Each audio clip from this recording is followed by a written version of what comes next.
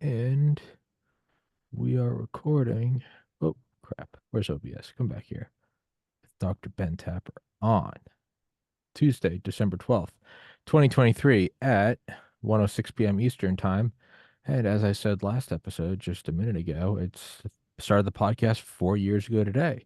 And we're just, talking about the cheery topic of nuclear war. But Dr. Tapper, while I post the live link to the social medias, could you please introduce yourself? Yeah, my name is Dr. Tapper, chiropractor. Been a chiropractor for over a decade here, fighting the good fight. Been putting on vaccine lectures for over a decade. Been researching pharmaceutical corruption for probably 2 decades now. My dad before me kind of passed the baton on to me. I was labeled disinformation dozen, targeted by our government for speaking out against the COVID narrative and the agenda, trying to expose it all. Now I represent the wellness company as the director of Epigenetics, and also I do telemedicine through them. So yeah, basically that's kind of my story. Spoke out against the mask mandates here in Omaha, Nebraska. Video went viral, had accumulated 3 million views in 24 hours. Government targeted me, basically seized my accounts, took my money. They platformed me completely. My social media was reaching 3 to 4 million people a month. And then when President Biden calls out national television, all my accounts were deleted. So yeah, truth is treason and empire lies.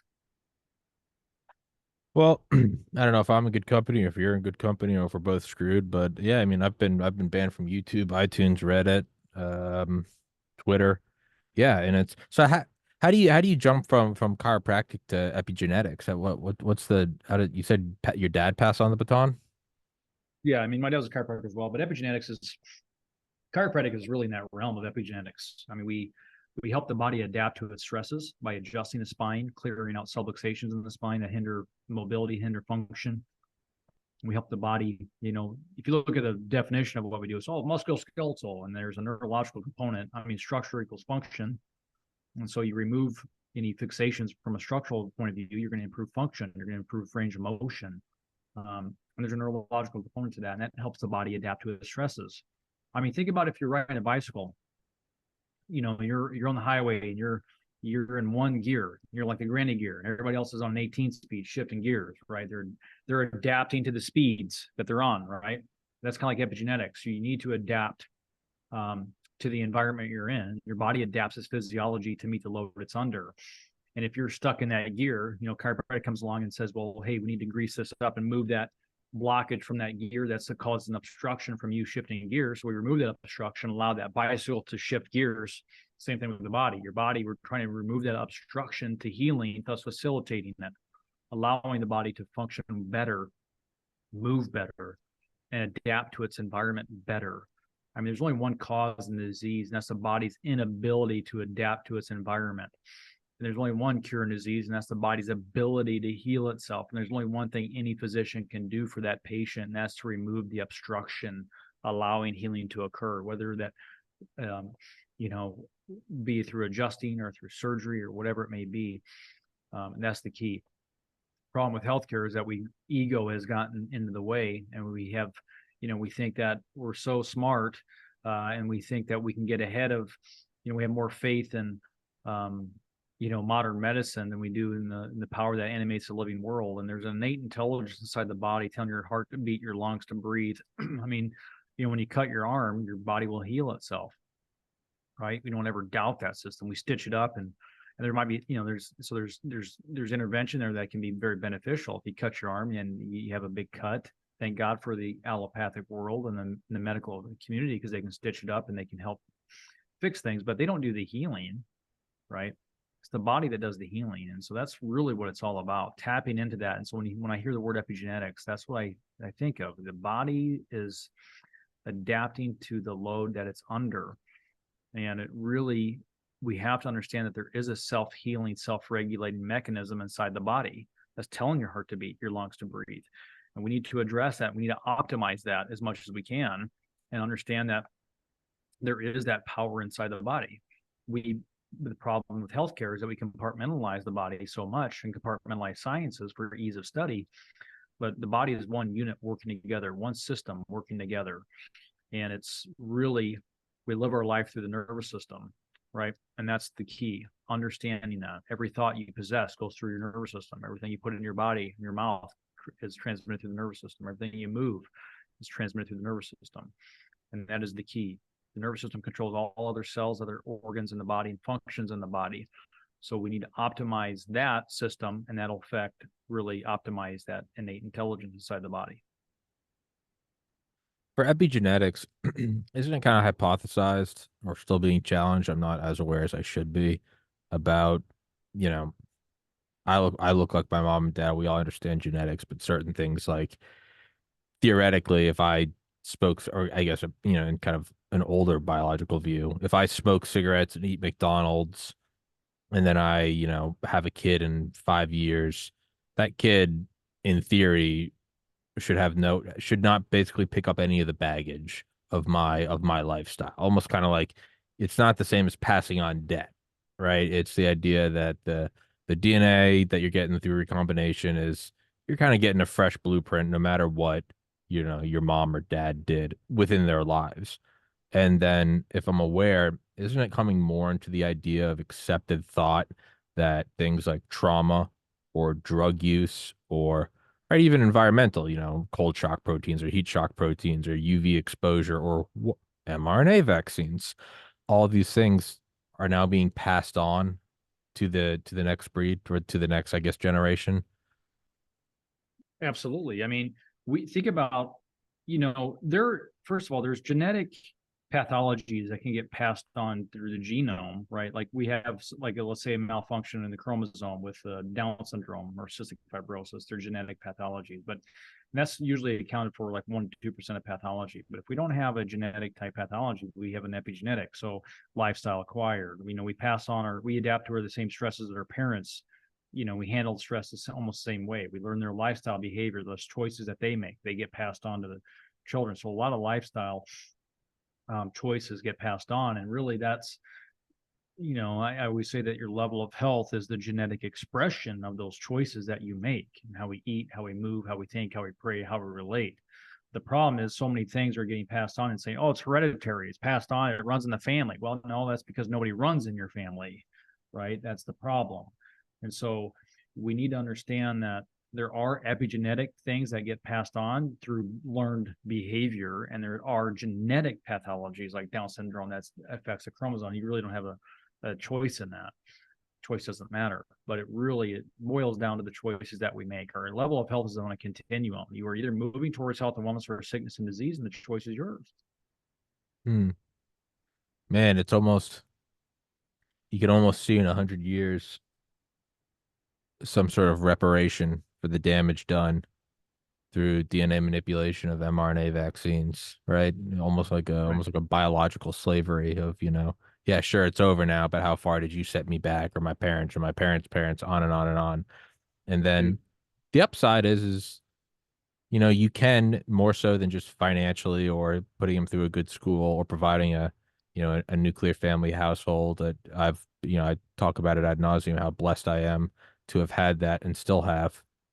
But there's something kind of I guess for a change in pace for me at least, something optimistic about it's what 2023. I've been working out, lifting weights almost every day for 20 years.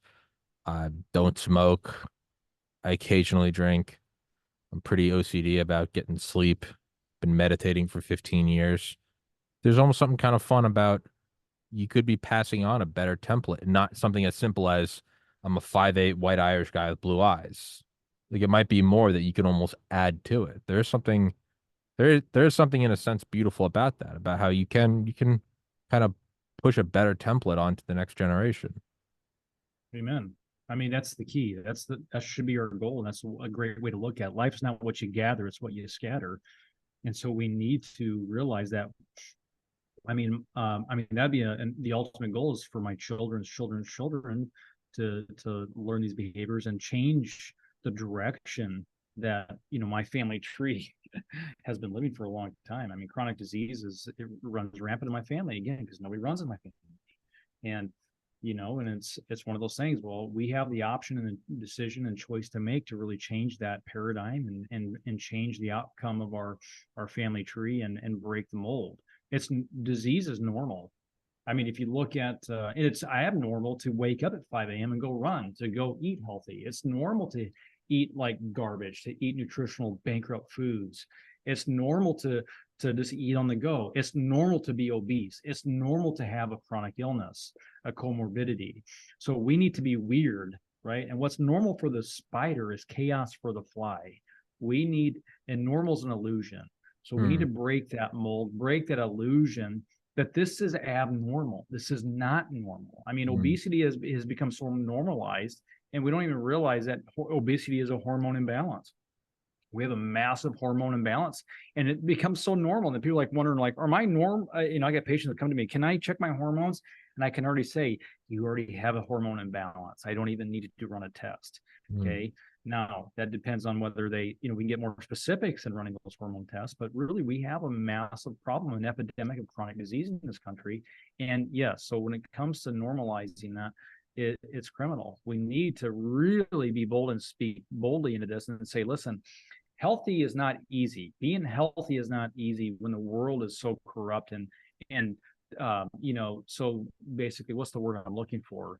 Disillusioned of what really health is and what it means to be healthy. We're told that we're healthy because we don't have any symptoms, and that's not accurate. I mean, if we based health on symptomatology, then we're going to be confused. We're going to be deceived on what really health is. Because a lot of your silent killers really don't have any symptoms, right? There's not much symptoms that correlate to certain cancers and maybe certain heart diseases. And that's why people are like, oh, I was healthy and all of a sudden he just died suddenly. Well, what? You know what I mean? So, right. So what is the correlation there? And so we need to value our health now before we do get sick and really be proactive in this fight. And the problem is that our health industry has turned a blind eye to the food industry.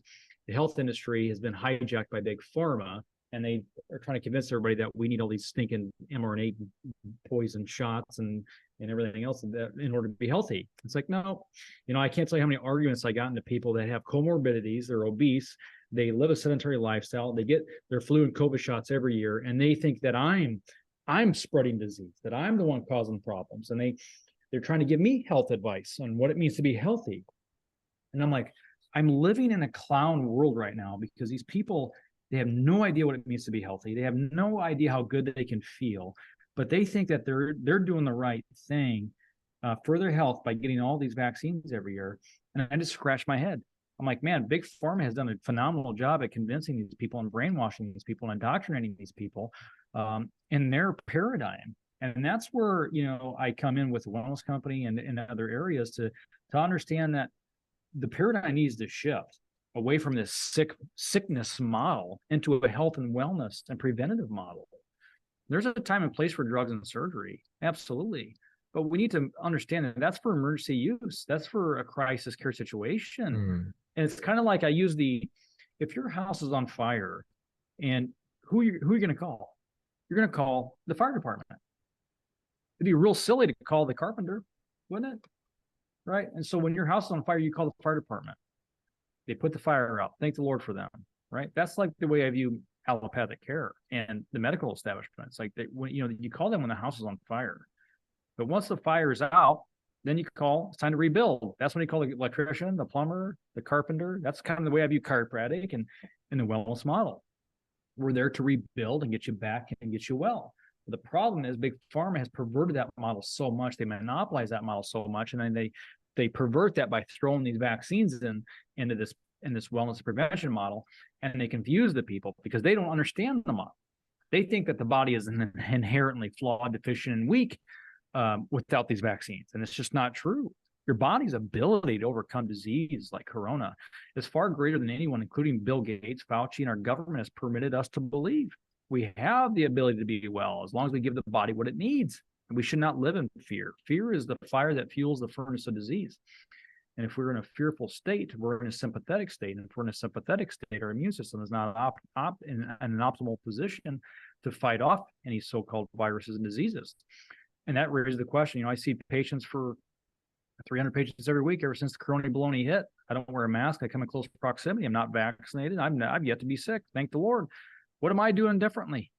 And how many people do I have to see? And how many violations do I have to break before this whole contagion claim is mathematically impossible? Hmm. In terms of the perfection of I don't know what the stat is now because it's, I don't remember when I read it, and Moore's law, everything, computer capabilities are duplicating or doubling every 18 months. But even just something as simple as a single protein folding in a single organelle of a single cell. I remember when I read them, I don't know, must have been early, maybe late 2000s. But it would take the NSA's top supercomputer like 19 hours to simulate a single second of a single protein folding in terms of just the accuracy and the perfection of the machine. And sure, no, time and place for everything, our ancestors also didn't have antibiotics. That doesn't necessarily mean that that's we can't conflate and go, well, that's a natural way. Like, I don't know, man. Tell all the soldiers in the Civil War that packed their wounds with mud. They might have liked penicillin, right? I get that. But in terms of just the perfection of what is, there is, and you could almost feel it. I think it was like this room. I have sound panels everywhere, and it's kind of odd because you can hear lights. It gets so quiet in here. Now I've had these sound panels for almost 3 years, but when I first got them, it was a little unnerving.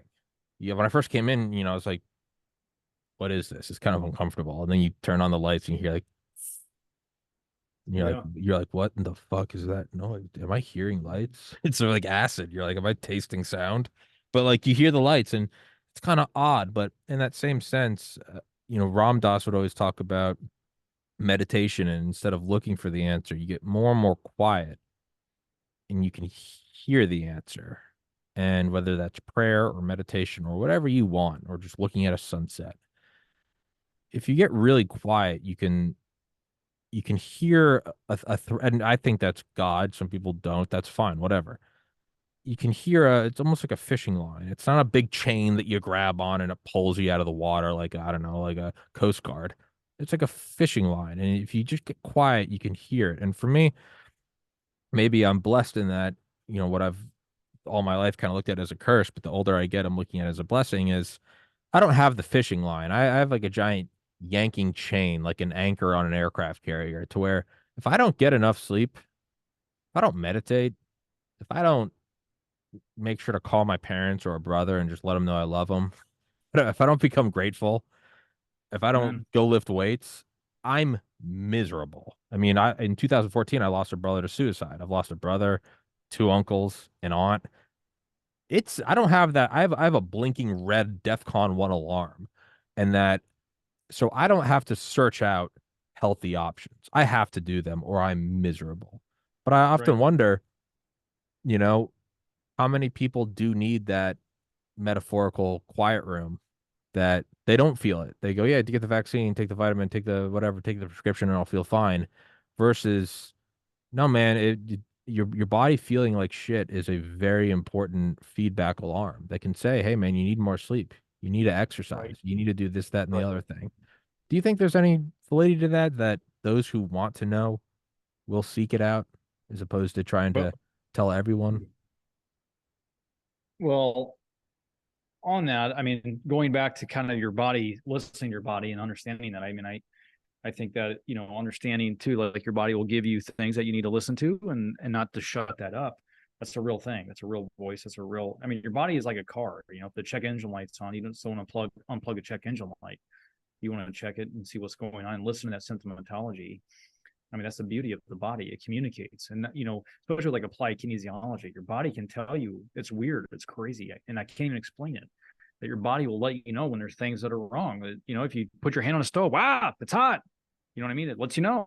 Like Yeah. God made your body to give you with warning symbols, and pain can be an indicator, whether that's emotional pain, spiritual pain, whether it's physical, you know, listen to that. But yeah, I mean, um, and going back to, are there people, I don't know, like, how do you rephrase that question? But, you know, we are in spiritual warfare now more than ever before. And so people have a yearning for the truth, whether they realize it or not. I mean, people are blinded now more than ever before. But anytime there's an oppression of the truth, and whether there's oppression from freedom, there's a yearning for freedom and a yearning for truth.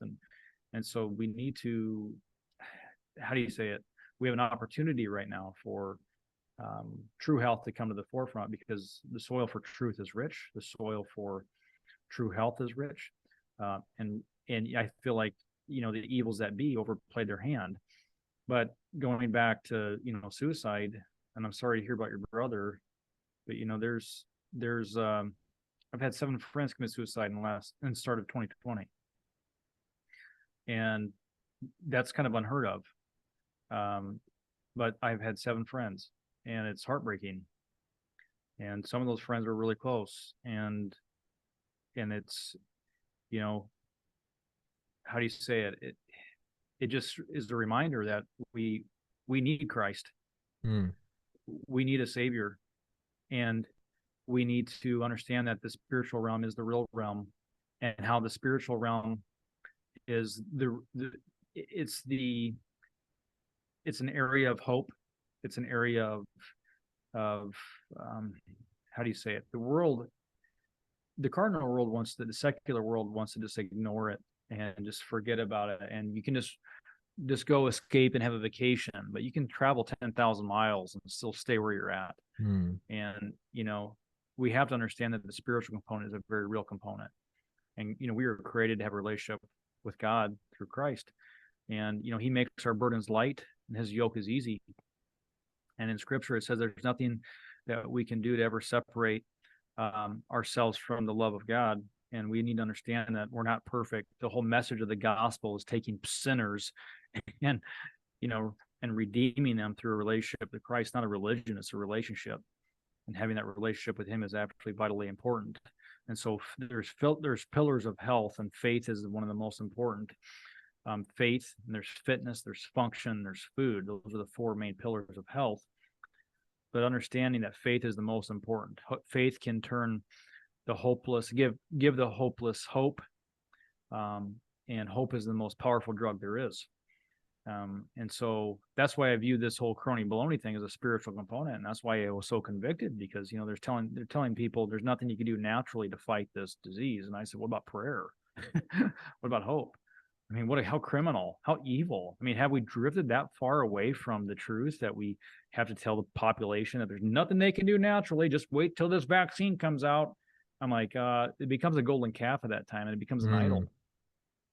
And so, anyway, I kind of rambled on there, but it is, it just shows you we are in spiritual warfare, and we're not going to make it out alive here. This is all of us are going to die, and all of us are going to face a creator one day. And so we need to really take that seriously and understand that the spiritual realm is a real reality, and people are really, really struggling. We are phenomenal at putting on a smile, but underneath that smile, we're hurting. Yeah. Right. And we're, a lot of people are. And so if you're one of those people listening to that, I just pray for you. I pray that you just turn to the Lord. He's waiting for you with open arms. I don't care how far you've traveled away from him. The return trip is one step. And it's important. As far as rambles go, rambles are the essence of any good podcast. So don't ever apologize for that. The last thing anyone wants, or the last thing anyone wants, is and a 2-minute clip from Dr. Tapper. Hey, Tub, the vaccines are bad. Chiropractic is good. I'm like, thanks, doctor. No one wants that shit. Go watch the news, dude. Go watch the news and see one more ad for floss or for, the new Ram F-150. Blow your brains out. People they'd much rather tune into this and hear us just ramble on back and forth. They don't want the same whatever. No, man, hope, when I meditate, when I pray, I don't get it all the time, but I can tell.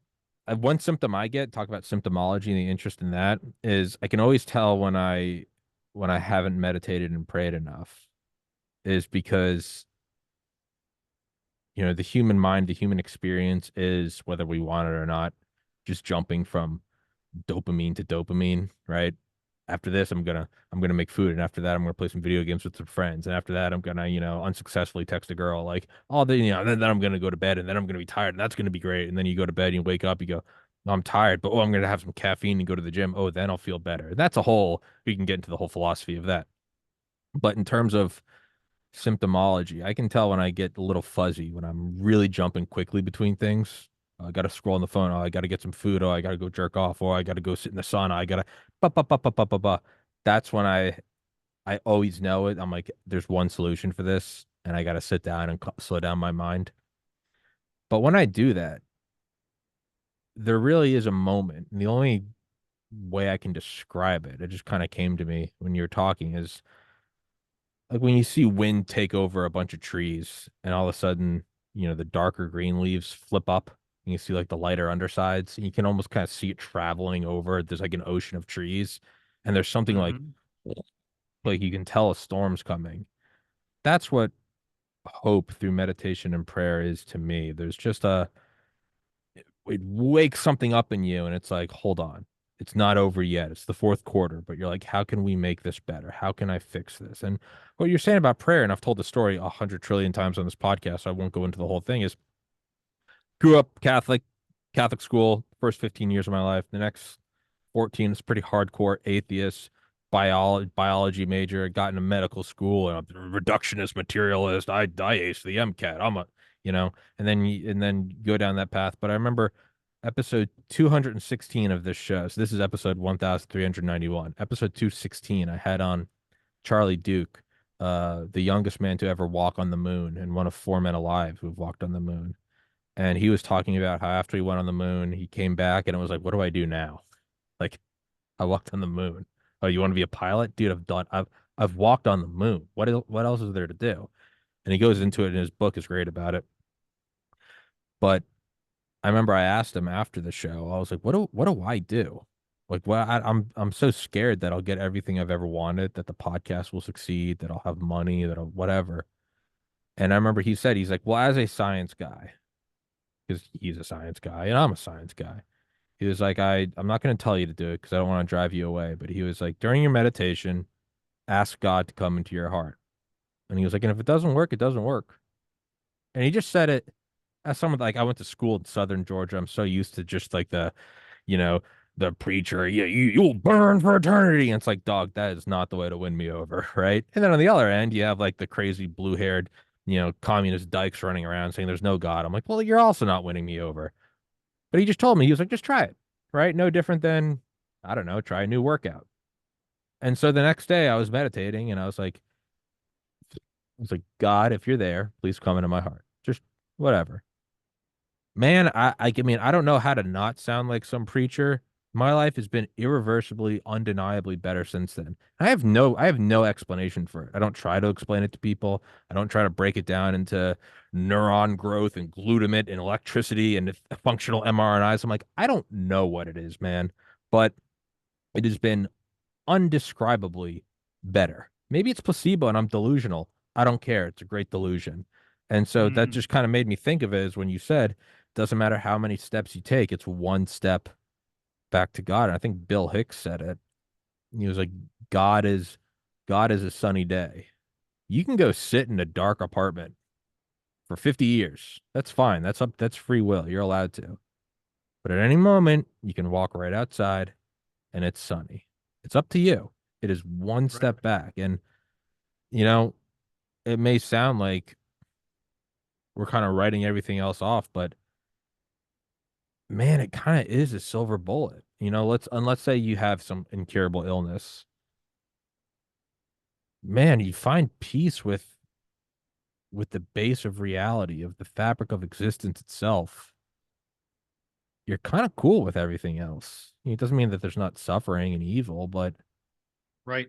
yeah, I mean that's my ramble. But yeah, no, I mean, you fix that, everything else kind of flows downstream from that. Everything else is just kind of Gucci. Well, he's the creator. He Yeah. created you. And if you really think about it, I mean, he wants a relationship with us, right? If you really boils down to it, God's not one of those guys that's like coming out with an iron fist. Yes, he's a God of justice, amen. And he will, and but he's not gonna like push you away. Yeah. If he's a God of love, he's a God of forgiveness, he's a God of grace, he's a God of mercy. He wants to have a relationship with us, and it's like, he comes to us as a friend. And a lot of people have a misconception of God. It's like, well, God's knocking at the door, and it's just, it's just a matter of his choice. Are we going to let him in? Mm. And he wants to, like, there's scripture in, like, the Revelation, like, he wants to sit down and have a meal as a friend, sit down at the table as friends. It's crazy. Like, the creator wants to come down and have a relationship as a friend. So, I mean, and going back to, like, censorship and the oppression and how much corruption in in the world, and we've been so deceived on so many levels, and especially when it comes to, you know just with, how do you say it, in the science regard. I mean, there's a lot of things out there that points to scripture, and we've been told a different story to kind of get us off that trail. And so I find that stuff interesting. When there's usually a censorship or oppression, I usually start, it sparks my interest to, like, dig in further and research more, and to dive deeper. And that's what I've done with so many different areas and topics. And I find it fascinating. You know, I'd like to give an example, like the polystrate fossil. Polystrate fossil is a fossilized tree, and most people don't even know what that is. Okay. And you tell people, I always do talks like, have you heard about polystrate fossil? And nobody raises their hand. And it's comical to me because those are found all throughout the rock layers. There's thousands, millions of them, all the rock layers, and they're perpendicular to the rock layers. Okay. And it just, and people say, well, it's funny how you hear, like, a lot of evolutionary people tell you why they were, or why they're there, but they're perfectly formed in the rock layers. And how do they grow in these rock layers that are supposed to be formed billions and billions of years ago? And they're perpendicular. So it's comical because in order for that to happen, they have to be buried rapidly, which correlates to a global flood. And so they're stone, they're fossilized trees that are perpendicular to the rock layers. How in the Fujize did they get there? And in order for that to happen, they had to be buried rapidly, which correlates to the Bible, to the scripture. And so it goes to show you that maybe we're not being told the truth about this evolutionary theory, and maybe scripture points to it as factual. And so that's just one of many, many, many, many examples. But that's a topic that, it raises eyebrows. That maybe it's like, oh, maybe I should look into this a little further. Maybe the scripture thing is a real thing. And I don't like to say, I don't like religion. There's a lot of man-made tradition stuff in this whole thing, but really, it really is just a relationship. God comes to us as a friend. And there's a lot of, I think, churches that are steering people the wrong way. There's a lot of people that, it's kind of like you said, well, you're going to burn in hell. And there might be, I don't know, time and place for that, but it's going to turn a lot of people off. People are like wet noodles. You can't push them. You got to pull them ever so slightly. You know what I mean? And that's, and God just, it's a silent whisper. And I like your silence room. You got to hear that voice. You got to hear that slight tug at your heart, that slight conviction that's pulling you in a direction, because God made us all unique. He made us all with a purpose. And really, it's like tuning to that right radio station. Are we listening to him? Do we have static in our radio? Is there, and do we have a lot of clutter that's interrupting that signal? I mean, you got to remove that clutter and simplify, and really just tune into that right radio station and listen to his voice and listen to that tug at your heart. And that's usually when you'll find your purpose, find your calling. And so a lot to it. In terms of it is kind of funny. I've had on more and more guests who are just like, they're like, yeah, I don't have any. Like, the more I'm watching, like, events unfold, and anyone with any cursory knowledge of human history knows, it's war and famine. Yeah, I get it. But it's just kind of funny. More and more, you just see people from all walks of life, all ages, I'll have on the show, and they'll be like, I'm trying to figure out what else it is, man, but it kind of seems like it's just good versus evil. This is like atheist people. This isn't even like, when I lived in, like, Valdosta, Georgia, again, it's very simple. That's crass and that's the devil. You're like, all right, I get it. Like, okay, I get where you're from. More power to you. But it's funny having on scientists or researchers or engineers, and they're like, Yeah, man. It kind of seems like the end times. Like if there's just like this funny like, and so Mm. you start to go back and look at things, and it's like don't get lost in the parables or whatever. Just what is it really saying? And there kind of seems to be an evil versus good. They're just it's hard to wrap your head around. It's the same way that it's kind of hard to go back. When you're 18, you're an asshole. The 19 freshman year of college, you start to have that creeping realization after like a month of partying and not doing well in school. You're like, oh, maybe mom and dad were right. Now you'll never tell mom and dad they're right until, now I'm 33 and I have no problem telling them. I'm like, oh no, you guys are bingo. Like, thank you so much. But there is that almost like ego where you're like, I don't want to tell mom and dad they're right. But you are kind of looking Mhm. back at this like ancient thing, mom and dad, it's like, hey, go to bed early. Don't be too stupid. Don't, trust your gut. Do well in school. And you're like, I hate that they were right. I thought I knew everything. But you look back and you're like, yeah, man, there kind of is something to like, not coveting your neighbor's wife and don't kill anyone. And, all this, you're like, you just kind of hang your head. You're like, shit. But like the kid realizing mom and dad are, when you tell mom and dad they're right, they might, give you a nudge. They don't make fun of you. They're like, hey, and I was an idiot too. And in that Yep. same way, God's not mocking you. Like, I told you. No, he's just like, yeah, man, you figured it out. But that's also, we wouldn't have free will. If God wanted a bunch of, marionettes, he would have created marionettes that just did what he said. If I didn't want to guess with their own thoughts, I wouldn't have on guests. I would just have on an avatar that everything I said just said, great point, Tommy. And I would just sit here and it would just be a circle jerk to the end of time. But Right. you want that free will to go out and, kind of screw up. And in that same sense, your parents look at you and they're like, you have to go out and learn. You got to go have heartbreak. You got to go be the heartbreaker. You got to go screw up. You got to have some brush-ins with the police. You got to, almost get expelled from college, whatever. And then you come back. But that's the entire point of the free will. So even where we are now, I'll simplify it instead of all that rambling. When you go to the gym sucks. It hurts. It's painful. You just wish it was over. But no part of me is ever like, what is the point of this? I don't understand. Why am I here? And I know why I'm here. I came here. I put on shoes and today I'm doing biceps and it's going to suck. But then when it's over, you got to pump. You're awake. You feel good. You're like, hell yeah.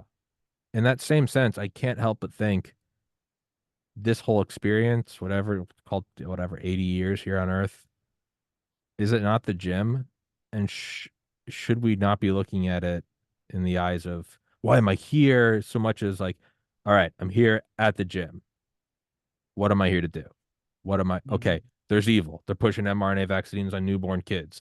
That's true evil. All right, how do I fight? Okay, I'm going to get censored. Okay, use my brain. How do I get around it? How do I? Am I going to lose some friends? Well, you know what? They were probably worth losing, and all these things. And it just are we not just we're just doing a workout? Is that not the point of this entire existence? So that's my ramble. I don't really know how I got there, but I'll just pass it on over to you. It's good, man. I mean, I just think of the motto, it's not what you gather, it's what you scatter. Hmm. And, it's one of those things where, people need to understand that and dig deeper and understand their purpose and why we're here and have that present time consciousness with people and just in every moment, in every situation, because tomorrow's not promised. So we need to really value the time. Time is one of our most valuable assets, if not the most valuable asset.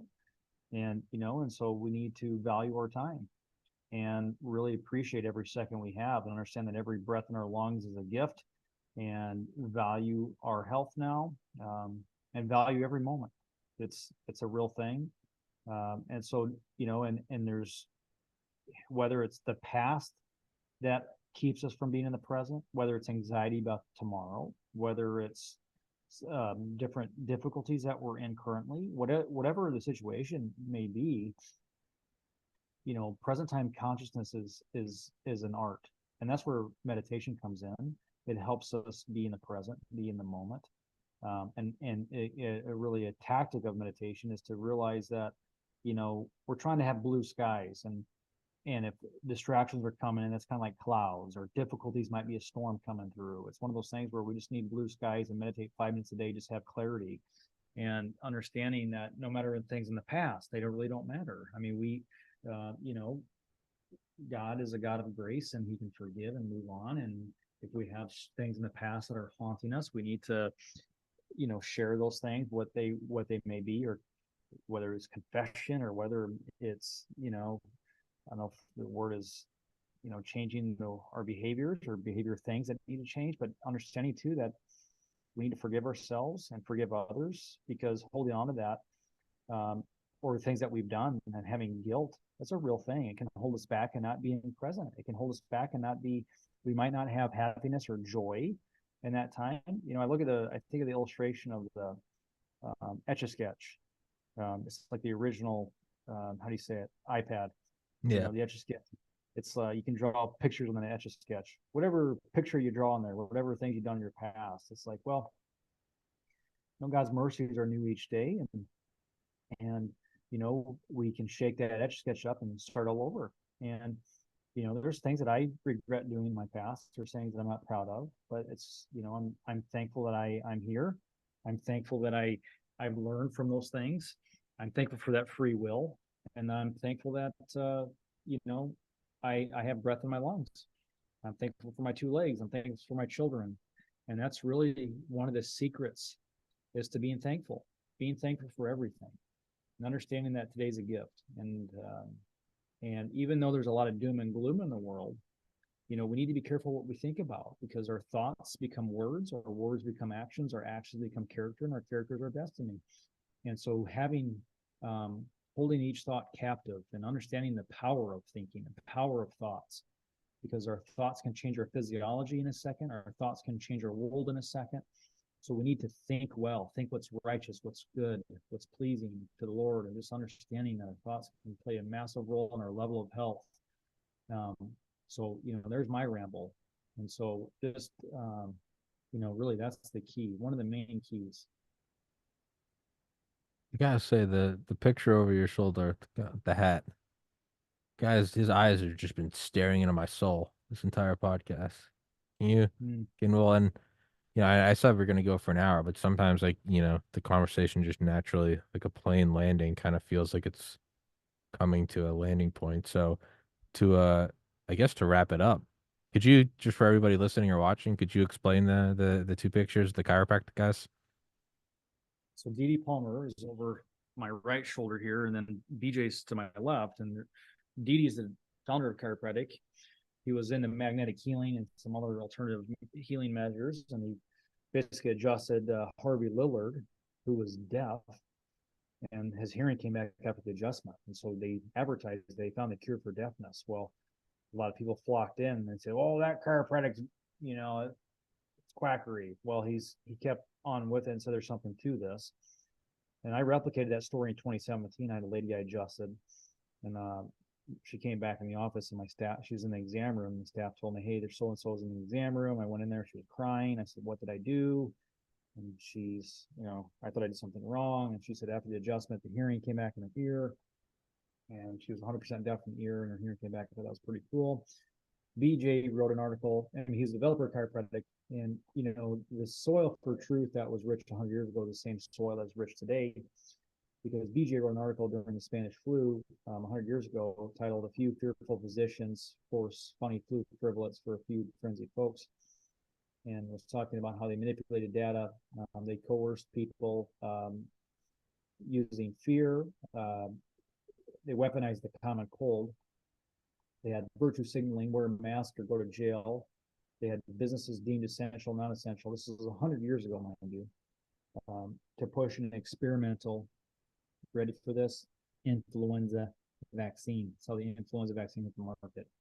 Okay, so they used the same playbook 100 years ago to scare the course the people in, and that's how they got the crony baloney vaccine on the market. And so they did the same thing, weaponized the common cold. Coronaviruses are just common cold, and then they used that to implement the Hegelian dialectic problem, reaction, solution, not letting a good problem go to waste in any legislation or corruption or whatever it may be. And that's how they get implemented it. So, BJ, it's not a coincidence that I got that article. I didn't even know that article existed until I brought my staff to go do a tour in Palmer and Downport, Iowa, I don't know, 7, 8 years ago. And the lady there said, "Hey, I got an article here. Would you be interested?" And I said, "Yeah, I'd love to have it." And I bought it, and I don't think it was a coincidence. I opened it up, and I had all this whole article about this propaganda machine that was being pushed in the media to bring in the experimental influenza vaccine. And 100 years ago, there was a statement from the AMA that stated that there's been no controlled trials adequately demonstrating a decrease in influenza after prophylactic vaccination. And if you look at packaged inserts in today's time, it says the exact same thing. Nothing new under the sun. Nothing new under the sun, brother. Yeah. Yeah. I saw a picture, I think, of yeah, it's from like 1918. It was like three people wearing a mask and then one person not. And it's like they're all pointing and it was like shame, like I'm like, it is kind of crazy, man. Nothing new under the sun. You're like, that's if you didn't know any Yep. better, you'd be like, that's a deep fake. And it's like, nah, man. Same shit. Yep. Same Same shit. stuff. But Yep. they got through it. So why Right. can't we do it now? And Right. this is how I'll wrap it up. Is when I was pledging up a fraternity as a freshman in college, 2009, and they're hitting you with paddles and throwing shit at you and making you feel like an idiot and what all that stuff. And one by one, people are dropping out of the pledge class. But every once in a while, the brothers would have like a heart to heart with you and remind you that, you know, they did hate you, but you did get a bid for a reason. They thought you were cool enough.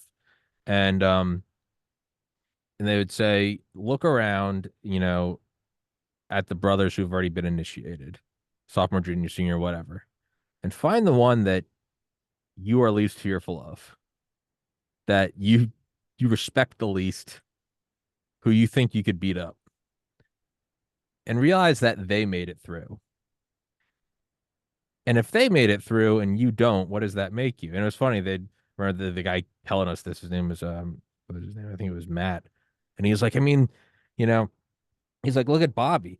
Bobby's a pussy. He still hasn't gone through puberty. And like Bobby was right there. And he looked at him. He's like, what? And he's like, I hated this guy, but he was a year ahead of me. And I was like, if Bobby can make it and I don't make it, I was like, I should kill myself. So, I just focus on Bobby. It's just funny because Bobby's looking, I'm like, dude, what the fuck? But that's what I always think of is like, so I thought of Bobby, it's like, yeah, I could throw Bobby through a wall. If I quit, what does that make me?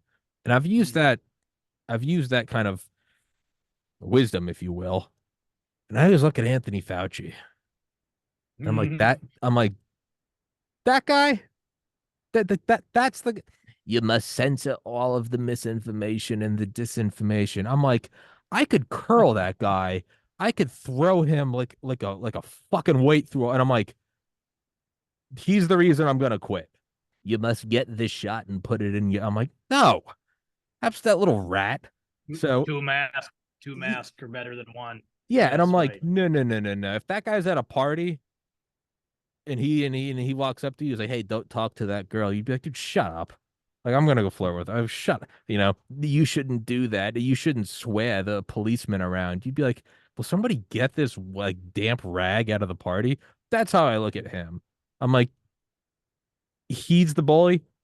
No, man, he should be getting swirlies in a bathroom stall. Like, so Right. I don't know if that's good vibes or bad vibes, but that's kind of how I look at it. I'm like, no, man, that I Right. no, I cannot capitulate to. If Anthony Fauci was like 7'4" and built like Schwarzenegger and was like a Delta Force veteran, I might be like, I mean, he's kind of the alpha, but it's Anthony Fauci. Mm-hmm. I mean, as Right. Tim Dillon said, the comedian, he's a pizza delivery guy. Hey, I'm Right. Fauci. I, Right. I no respect for it. So I know we've had like a beautiful conversation about God and wellness, but and maybe this is a bad note to end on. But man, I'm Well, not gonna let him bully me. you know, that makes two of us, right? But I'm glad they used him as the puppet because they overplayed their hand. People lost a lot of trust because of Hmm. Fauci. Yeah. He was talking on both sides of his mouth. the masks don't work. Now they do. Now we're wearing two, right? It's like they do what I say and not what I do. I mean, you can Mm-hmm. see him out there at the ball game without a mask on and right in the heat of the pandemic, and he was just and not only that, the dude should be in jail. Yeah. I mean, I had a dossier sent to me from lawyers from the children's health defense that put together a dossier that said, get this out to your people. It talked about how he's in violation of the law. And go read the book, The Real Anthony Fauci. He should have been in jail for pushing a lot of propaganda and a lot of misinformation around the HIV In and the AIDS AIDS. pandemic, yeah. Yeah, I mean, there's a lot to that. And so, and then not only that, the protocols, the faulty protocols that were actually killing people, and that's for a whole other topic. But yeah. So going back to that, I feel the same way about Fauci. And again, I don't let it um, bother me to the point where I dwell on it. But it's No, no, also no. where it's like, yeah, I mean, should we be listening to this guy? And that raises the question, um, especially with his track record and his history. Those who deem to forget history or deem to repeat it, and it's like, that's where we're at. People are forgetting his history. They have no idea about the HIV and the corruption that went on with Fauci and his track record. But the dude should be behind bars. So Yeah. Yeah. It's yeah. Yeah. Don't dwell on it. But at the same time, man, don't let him push you around. I mean, yeah, you're drawn and repulsed. You know somewhere deep in your mind, who are leaders and who are not. I have a friend, Ivan, 6'4". He's from Bulgaria. It truly looks like Arnold Schwarzenegger was like Mr. Bulgaria. He's a bodybuilder out in Vegas. I mean, you want to hate him because he just looks like the Terminator. But like versus you hang out with Ivan, and in your mind, you're like, oh, there's this overwhelming, like masculine figure. Like, I kind of feel like a bitch. But you hang out with Ivan, and it's nothing but uplifting. It's like you and I will go to gym together. And he's like, I am tired too. I want to lay down and watch TV. He's like, we will go, and you're like, we will go, and you like go, and then afterwards, he's like, we will go eat eggs. I don't want eggs. I want ice cream, but we will eat eggs. And you're like, we're gonna fucking eat eggs, and like but he brings you up, You're laying around watching TV. He's like, let's go get sunlight. He's like, let's remember we're alive. And you're like, let's go remember we're alive. And you hang out with him for like a week and you're a better person for it. And in your mind, you're like, he's this intimidating figure. But the reality is he brings you up versus you see someone else that's like, the gym that's toxic masculinity. Yeah, the world's so screwed, man. Yeah, it's a fascist dictatorship. You're like, it's like this wet, dark sponge, and it's like pulling you in. It's like, come hang out in the mud.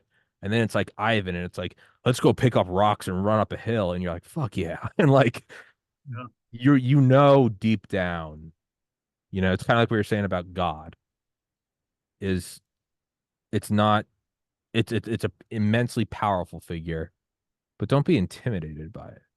It, Mm-hmm. much like God, not to conflate Ivan with it, but in the same sort of analogy, you start talking to it and all it does is like, hey, come with me. Let's go be better. And you're like, oh, yeah, I can go be better. I'm not going to be you. And it's like, start today. In 10 years, you'll be me. And you're like, okay. Versus the others, yeah, go home, hide, no misinformation, no disinformation, no vitamin D, no sunlight, stop exercising, shrivel and cower. And Mm-hmm. you don't need an MD or a PhD or be a bodybuilder. Somewhere deep inside, you can sense it. It's like a metal detector. I mean, you can feel it. And back to the quiet room. Trust it. It's right. It's there. It's tugging you towards it, and it's entirely up to you. Um, I lied and said we were going to wrap the show up 15 minutes ago, but here we are coming up on an hour. So 2 p.m.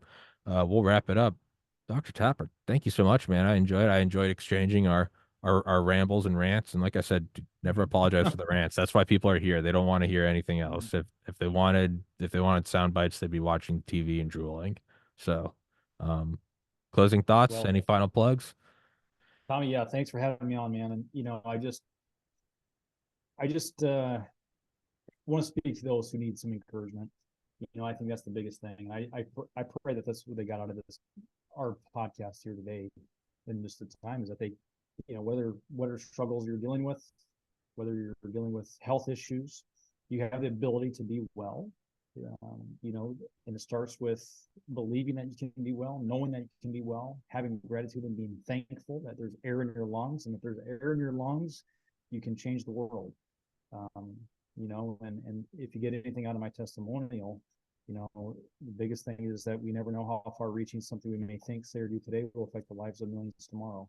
Mm. And as long as we believe that we can be well and change the world, we can. And it's, again, having that conviction over complacency. It's not easy to be well.